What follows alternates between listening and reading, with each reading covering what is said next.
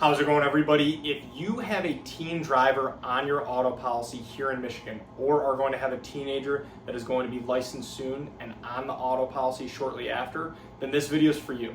Today I wanted to talk about what happens in this situation with your auto insurance and what you need to know.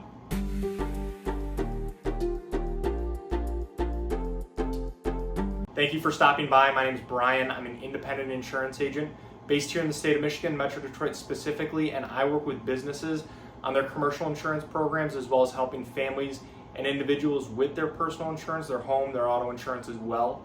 My goal with this channel is to pass on a little bit of educational information to you so that you can make more informed decisions around your insurance and then overall help answer any questions that you might have.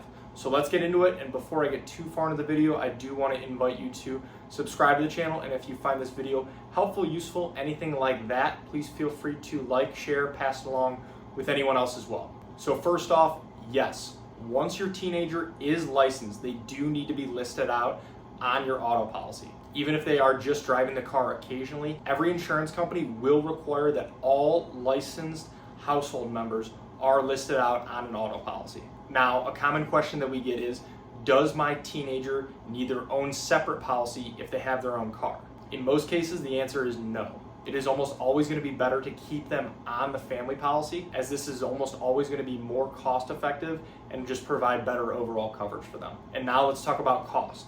Unfortunately, adding a teenager to your auto policy is almost always going to make your rate go up. And sometimes this increase can be significant because insurance companies do look at teen drivers as higher risk. They simply don't have the same experience behind the wheel, which increases the likelihood of a potential accident, of a potential claim. But fortunately, there are some ways to help potentially offset this cost. Many insurance companies do offer discounts for good grades, or if they do a certain specific driver training or safety course. So those are definitely worth looking into and considering. And if your teen does have their own car, make sure it is rated and listed out on the policy properly, because it can be common for them to have maybe an older vehicle that isn't as valuable. So some people consider only having liability and medical coverage on that vehicle versus having physical damage coverage on it as well through comprehensive and collision. But if it's a newer vehicle with a loan or a lease on it, you will be required to have comprehensive and collision. But again, if it is an older, less valuable car, it could be worth looking into reducing certain coverage to help bring that premium down, while obviously keeping the most important coverages the same with liability and your personal injury protection coverage, your PIP coverage.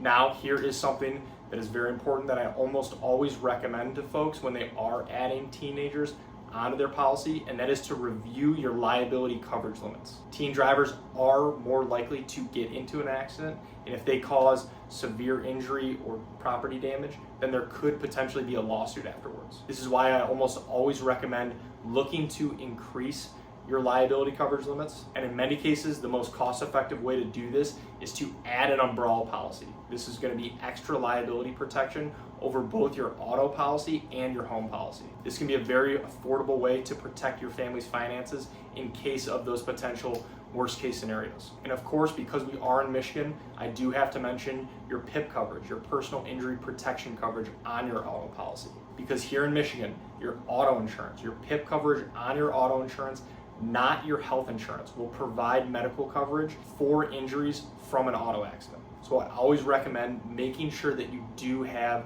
that unlimited option selected. And oftentimes it isn't typically that much more expensive to have unlimited versus a lower coverage limit. So it really is one of the simplest ways to make sure that your family is protected in the event of a serious accident. So thank you for watching. And if you are looking at adding a teenager to your auto policy, or just potentially planning ahead for the future and looking into your auto insurance options, I would love the opportunity to work with you and see if our team can help. There are a lot of ways to get a hold of me, and they should all be in the description below.